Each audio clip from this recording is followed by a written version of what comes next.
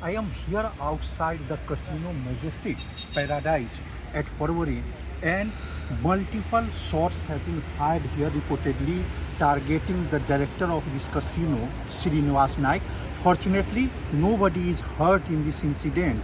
And before some time this incident has happened, and according to sources police is investigating here, the team of Porvorim police and the crime branch are here. Multiple teams have been formed.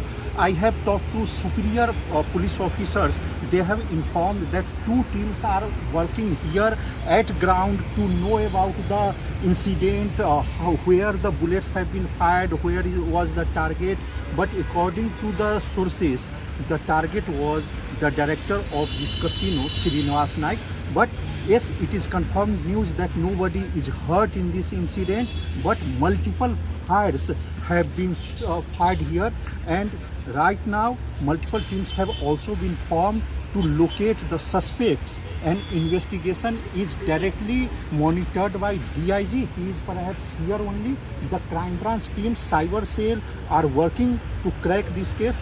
Further investigation is going on. As we get more details, we will update you here. Mukesh Kumar for Prudent.